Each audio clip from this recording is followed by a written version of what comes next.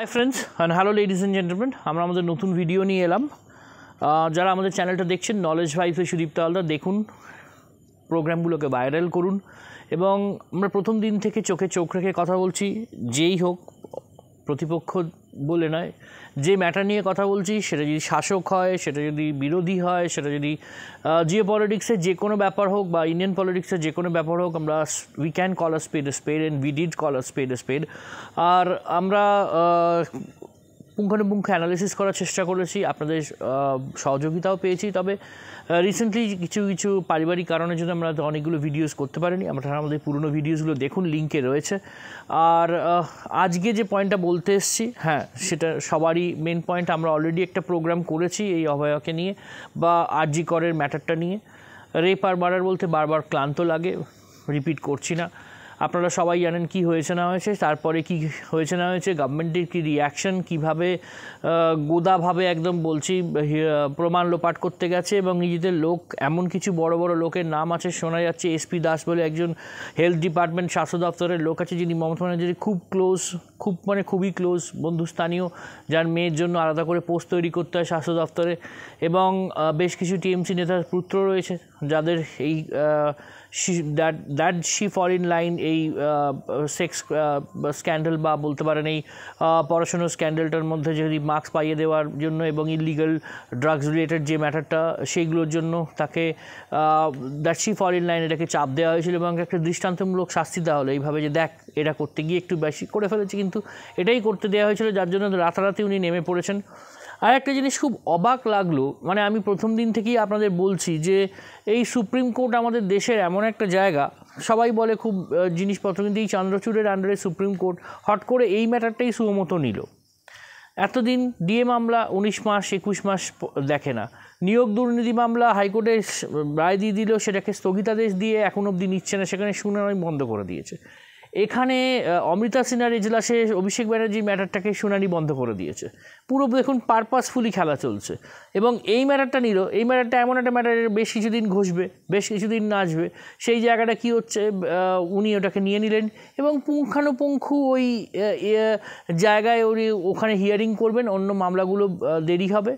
High court তো বেশ ভালোই ডিসিশন নিচ্ছিল, তার এগেনস্টে তো যারা এগেনস্টে যাবে একমাত্র রাজ্য সরকার ছাড়া কেউ যেত না সুপ্রিম কোর্টে, তো সেটা যেতে সুযোগ দিতে হতো। এই ম্যাটারটা সুমতো নেওয়ার কী দরকার ছিল? ওনাকে বাঁচাবার জন্য, ডেফিনেটলি বাঁচাবার জন্য, কারণ 21 জন লয়ার দিয়েছে। মানে মমতা ব্যানার্জির দ্বিচারিতাটা ভাবুন, তিনি বলছেন মিছিল করে ফেললেন, আমি নির্যাতিতার বিচার চাই, হ্যান ত্যান, অমুক তমুক, খায় না মাথায় দেয়। সবাই দেখছি যে প্রথম দিন থেকে প্রমাণ লোপাট করছে, একটা সামনের ঘর সেটা ভেঙে দিচ্ছে, মৃতদেহ পড়ে রয়েছে, তারপর 14 ঘন্টা হয়ে গেছে, কোনো কাজ নেই, হাসাব করার চেষ্টা করছে।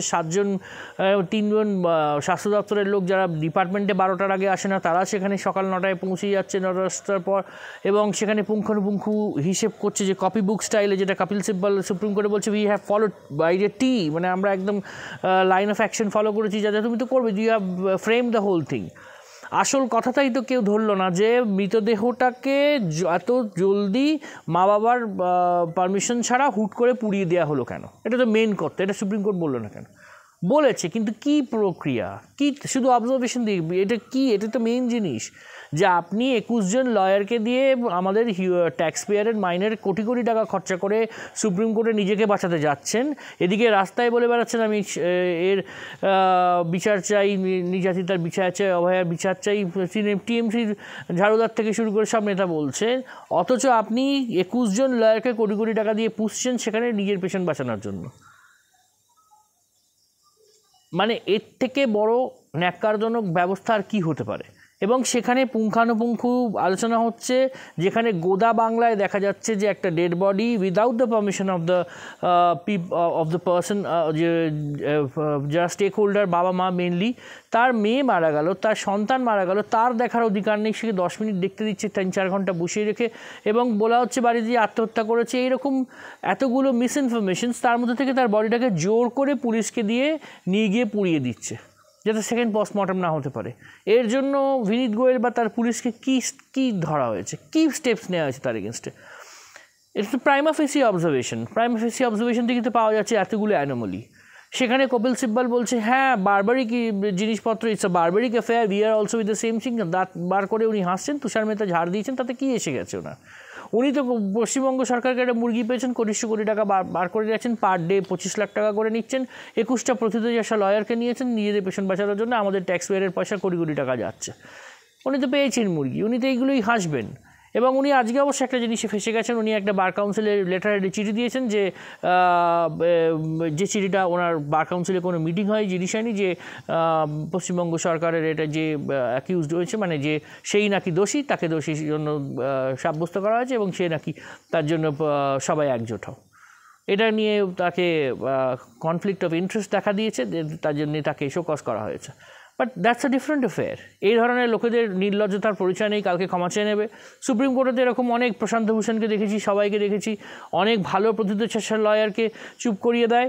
এই সমস্ত আন্দোলনজীবী এই রাকেশ টিকায়েতের মতো ম্যাটারগুলো, খালিস্তানিদের ম্যাটারটা রিসেন্টলি তিস্তা সেতালওয়ারকে আবার মালয়েশিয়া যাওয়ার পারমিশন দিয়েছে, যখন জানে তিনি গিয়ে জাকির নায়কের মতো লোকের সাথে মিট করবেন।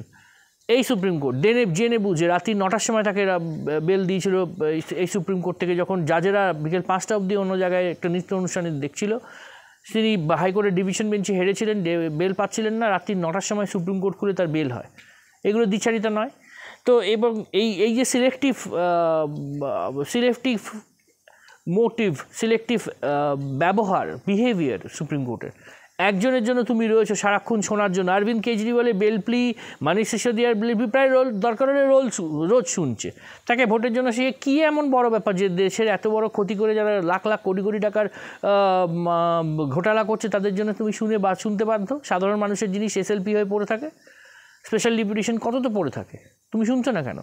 এখানে একটি মেয়েকে তার দেহকে খুবলে খাওয়া হলো, সেখানে তার এতগুলো র্যাকেট পাওয়া যাচ্ছে, সেক্স র্যাকেট থেকে শুরু করে পড়াশোনার অ্যানোমালি এবং এতগুলো জিনিস পাওয়া যাচ্ছে, সেইখানে প্রাইম অফিসি বডিটাকেই পুড়িয়ে দিল। সেই ব্যাপারে রাজ্যকে অ্যাট র্যান্ডম বিহেস্টে নেওয়া থেকে তুমি তাকে তার ইনকোয়েস্ট হয়েছে, এই হয়েছে সেই হয়েছে, এত গিয়ে অবজারভেশন দিয়ে লাভ কী? আলটিমেটলি তো অর্ডার দেবে না, আলটিমেটলি এই 5 সেপ্টেম্বরও তারিখই হয়ে যাচ্ছে এবং উনি নিজের পেছনটা বাঁচিয়ে যাচ্ছেন। কি হবে? নাগরিকদের আন্দোলনই একমাত্র আন্দোলন। নাগরিকরা একবার খেপেছে, হ্যাঁ এটা ফ্যাক্ট যে সমস্ত সেক্টরস অফ দ্য সোসাইটি খেপেছে এবং যদি এর মধ্যে স্যাবোটাজ না থাকে, যেটা বামেরা করছে, তাদের আন্দোলনটাই আন্দোলন। এবং যদি বিজেপি হাইজ্যাক করে নেয়, আরে প্রতিপক্ষ তো মেনলি তারাই, বিরোধী পক্ষে এখানে মেনে নিন না জিনিসটা।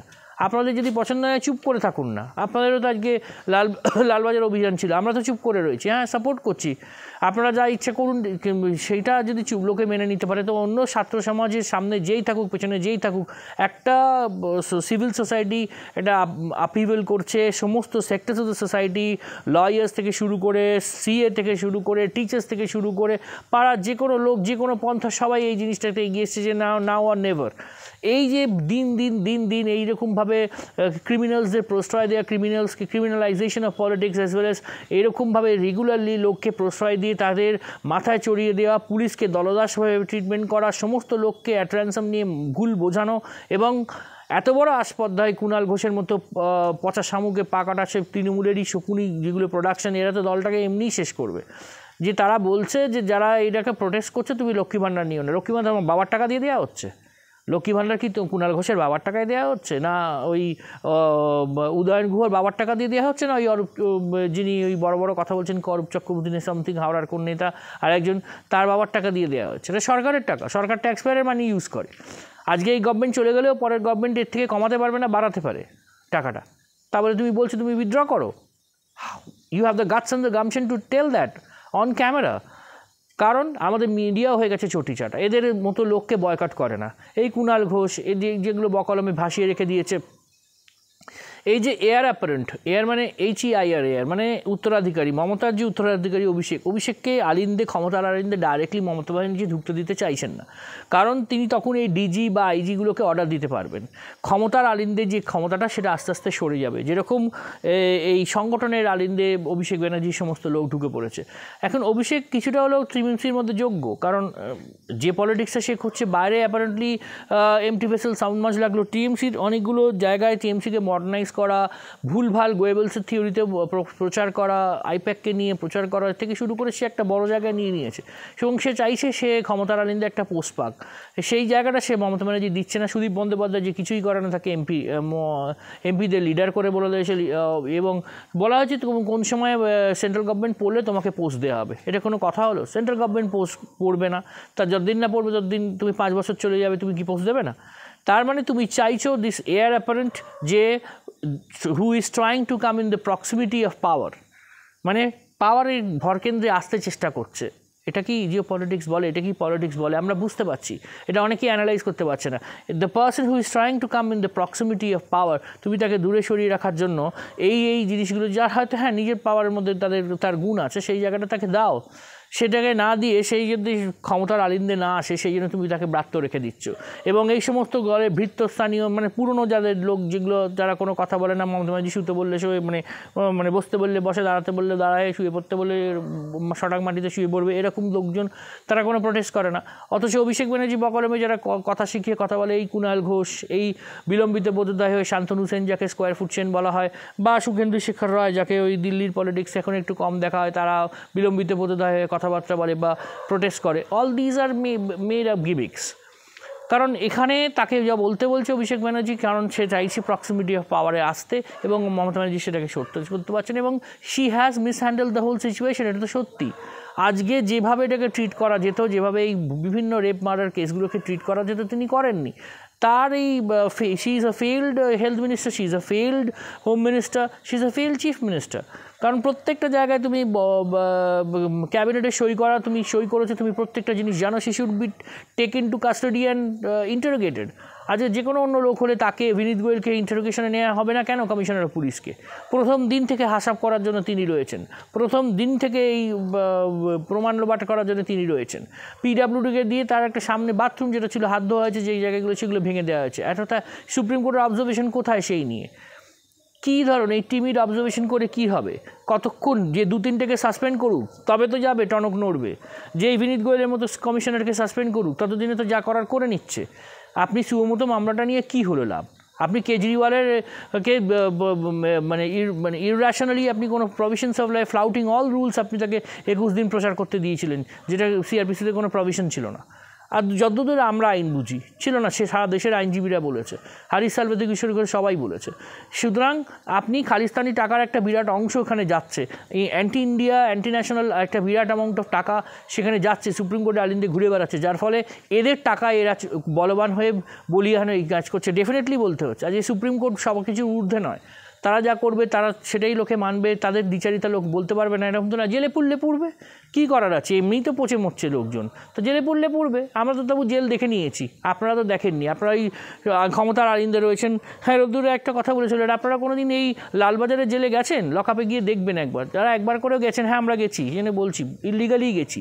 সেই জন্য গিয়ে বলছি, সেখানে যেগুলো বেয়ার নেসেসিটিস দেওয়া হয় না, উলঙ্গ করে চেক আপ করা হয় এবং উলঙ্গ করে আপনার পশ্চাৎদেশের তলায় একটি আয়না ঢোকানো হয়, যেখানে তার চেক করা হয় যে মোবাইল আপনি পশ্চাৎদেশে নিয়ে যাচ্ছেন কিনা। এখন ওখানে যারা অনেক দিনের সিজন তারা নিয়ে যায়, কি করবে? এবং সেইগুলোকে চেক আপ করা হয়। আপনার regularly your chastity, your modesty has been robbed of there, you have been raped mentally, physically and through the eyes of others. এটা জজেরা কবে বুঝবে? কোনো দিন গেছেন সেখানে যে পোশাক দেওয়া হয় যৌনাঙ্গ অনাবৃত, যে জায়গাটা ঢাকা সেই জায়গাটা খোলা রাখা হয়? কোনো দিন কোনো রকম বাঁচার ন্যূনতম কোনো রসদ দেওয়া হয় না। আপনার সঙ্গে যখন কথা বলা হয় রেগুলারলি, আপনার চেস্টিটি মডেস্টি হ্যাম্পার করা হয়, মা বাবাকে তুলে গালাগালি দেওয়া হয়, বলে দেয় মাকে সম্ভোগ করা হবে রেগুলারলি। এই তো পুলিশ, এই তার এডুকেশন, 10-12 ক্লাস পাস সব কটা। এবং এদের মেনলি কাজই হচ্ছে পণ দেখা এবং সোনাগাছি যাওয়া। বলে দিচ্ছি, শুনে রেখে দিন, মিলিয়ে নেবেন। তো এদের কী এডুকেশন আছে? এদের দিয়ে এই দমনপীড়ন করছেন, যতদিন এদের এই ওয়ার্দিওয়ালা জার্সিটা রয়েছে ততদিন করতে পারবেন। তবে রাজাকে উলঙ্গ বলার সাহস এবার মানুষ দেখিয়েছে। রাজা তুমি উলঙ্গ, সেটা কিন্তু বলতে শুরু করেছে। হীরক রাজার দেশে বা হীরক রানীর দেশে যে আমরা বাস করছি, সেখানে দড়ি ধরে মারোটান, রাজা হবে খান খান বা রানী হবে খান খান, ডাকাত রানী খান খান, যাই বলুন না কেন, সেটা বলার সময় এসে গেছে এবং সবাই বলছে। এই জিনিসটা যদি আপনি শুনতে না পান ম্যাডাম, গানটা তৈরি করুন, অলিন্দে ঘুরে বেড়ান, পুলিশ দিয়ে দমন পীড়ন করলেও কিন্তু এবার কিছু হবে না। গুলি চালালেও দেখবেন লোক বুকে নিয়ে নিচ্ছে, 10 জন মরবে কিন্তু বাকি 100 জন এগিয়ে যাবে। এবং এই বামপন্থীদের বলছি, আর কত নির্লজ্জতা দেখাবেন? সমস্ত ইন্ডিয়ার অগ্রগতিতে হ্যাম্পার করা, চায়না স্টুজ হয়ে থাকা সব কিছু লোক মেনে নিচ্ছে, কিন্তু এরকম মেন সময় এরকম স্পয়েল স্পোর্ট হয়ে থাকবেন না। আর বাকি বুদ্ধিজীবী ওগুলোতে এটা কোটা কমিটির চেয়ারম্যান করে টাকা দিয়ে মুখ বুঝিয়ে দিয়েছে। এইগুলোকে আমি মনুষ্য পদমর্যাদায় ভাবি না। যারা সাধারণ মানুষ, তার থেকে একটা ফুচকা সাধারণ মানুষ যারা রাস্তায় বাদাম বিক্রি করে অনেক সম্মান আছে। আমরা তো সরকারের থেকে ডাইরেক্ট কিছু নিই না, যেটা নিই সেটা আমাদের প্রাপ্য, সেটা সে দিতে বাধ্য এবং দে আর বাউন্ড টু গিভ। সবাইকে দিলে অন্য লোক অ্যাপ্লাই করলেও পাবে। ইল্লিগালি আমরা কিছু নিই না। এই পুলিশ কমিশনারদের মতো ইল্লিগাল পোস্ট মানে পয়সা পার্কসের জন্য আমরা এরকমভাবে চাটি না বা দলদাস হয়ে বসি না। পুলিশদের নিজেদেরও দেখা আছে যে তাদের মা বউকে তারা কী জবাব দেবে, প্রত্যেকটা প্রফেশনাল লোকের মা বউকে কী জবাব দেবে। এবং আজকে শুধু এটাকে মানে লিঙ্গ বৈষম্যে দেখলে চলবে না, এটা জেন্ডার বায়াস হলে দেখবেন এটা পুরুষদের এগেনস্টে হচ্ছে। বহু জায়গায় আজকে এরকম বিজেপি পঞ্চায়েত ইলেকশনের পর বিজেপিদের প্রচুর লোককে মারা হয়েছে, টাঙিয়ে ঝুলিয়ে দেওয়া হয়েছে, তখন থেকে টনক নড়েনি। আজ এসে মানুষ বুঝতে পারছে যে কীরকম একটা হিংস্র পশু একটা সরকারকে আমরা পুষছি। এবং সেন্টার নিয়েও বলতে হয়, এরকম যে রাহুল গান্ধীর সামনে এরকম লোক যারা আজকে জম্মু কাশ্মীরে গিয়ে বড় বড় কথা বলছে, মেহবুবা মুফতি বা ন্যাশনাল কনফারেন্সের হাত মেলাচ্ছে, এরা কেন যাচ্ছে জানেন? এরা যাচ্ছে যাতে 370 রিভোট কারো করতে পারে। যদিও এটা সেন্টারের রুলস পারবে না, কিন্তু কোনো দিন যদি ক্ষমতায় আসে এরা সবথেকে বেশি মুসলিম অ্যাপিসমেন্ট করবে এবং সবথেকে আগে আমাদের এই কাশ্মীর নিয়ে খেলবে, যাতে আপনি সুরক্ষিত আছেন সেটা ওদের পছন্দ নয়। সুতরাং দেখে শুনে ভোট দেবেন। এই যে ওয়াকফ অ্যাক্ট, তার বিল নিয়ে যে জেপিসি কমিটিতে গেছে, সেখানে প্রমাণ হয়ে যাবে যে আপনার স্বরে কে আছে না আছে। ওয়াকফ অ্যাক্টটাকে বারবার বললাম, অ্যামেন্ডমেন্ট করে কোনো লাভ নেই, রিপিল করা দরকার। এবং এই যে ভারতীয় পলিটিক্সে যেটা হচ্ছে, বেঙ্গলে যেটা হচ্ছে, সেটা নিয়ে বললাম। এবং একটা গান বেরিয়েছে, গানটাকে ভাইরাল করুন, যেটা আমাদের ছাত্র সমাজ তৈরি করছে। 27 তারিখ বিরাট বড় মিছিল হবে, দুপুর 1টার থেকে জমায়েত হবে। সারা পৃথিবীর লোক এর দিকে তাকিয়ে আছে, দেশ বিদেশ থেকে লোক আসছে বেঙ্গলে এই মিছিলে যোগদান করার জন্য। আপনারা যারা এই গানটা দেখছেন, ভাইরাল হচ্ছে গানটা, আমরাও চাইছি লিঙ্কে দিয়ে দিতে, সেই গানটা দেখুন। এবং যথেষ্ট ভালো গেয়েছে এবং সুন্দর ঝকঝকে প্রেজেন্টেশন। এবং 27 তারিখের জন্য তৈরি হন, একটা ঐতিহাসিক ক্ষণ হতে যাচ্ছে বেঙ্গলের জন্য। এবং আই থিঙ্ক একটা মাইলস্টোন অ্যাফেয়ার হবে, হিস্টোরিক অ্যাফেয়ার হবে। এবং শান্তিপূর্ণ রাখুন জিনিসটা কোনো রকম। এবং কপিল সিব্বালের মতো লোক এত দ্বিচারিতায় ভরা, বলছে ওরা ফ্ল্যাগ নিয়ে আসবে, সুপ্রিম কোর্টের দ্বারস্থ হয়েছিল শোনেনি, হাইকোর্টের দ্বারস্থ হয়েছে শোনেনি, মানে ঠকঠকানি কাপকাপানি শুরু হয়ে গেছে মমতা ব্যানার্জি, কিন্তু বলছে ফ্ল্যাগটা খুললেই নাকি লাঠি। তাহলে তৃণমূলের মিছিলে যে ফ্ল্যাগটা খুললে কী হয়? লাঠি থাকে না, কি হয়? ঝাঁটা হয়ে যায়। আর যখন আজকে প্রত্যেকটা স্কুলে শোকাস করছে স্টুডেন্টদের, তো তৃণমূলের মিটিংয়ে যখন বাচ্চাগুলো নিয়ে যেতেন ছোটো বাচ্চাগুলোকে, যেখানে খায় না, মাথায় দেওয়া কিছু জানে না, তখন কী ছিল? তখন শোকাস করেননি কেন? আজ তো স্বতঃস্ফূর্ত লোক তো স্কুল বন্ধ করে মিটিংয়ে বেরোচ্ছে, বা পুরো মুষলধারে বৃষ্টিতে মানুষ বেরিয়েছে, বাচ্চারা বেরিয়েছে। তো যখন কোনো মাস মুভমেন্ট হয়, সেটাকে কিন্তু ওই ওয়েভসের মতো হয়, সেটাকে আপনি তৈরি রাখতে পারবেন না। মানুষের বাঁধ ভেঙে গেছে, মানুষের ধৈর্যের বাঁধ ভেঙে গেছে। তো এবার বুঝুন, 27 তারিখ দেখতে পাবেন মানুষের বাঁধ ভাঙা উচ্ছ্বাসটা কী হতে পারে। তো দেখুন, আপনারা আমাদের চ্যানেলটা দেখুন, যারা ভিডিওটা ভাইরাল করুন। আজকে এই অবধি রাখলাম। Thanks and signing off for today.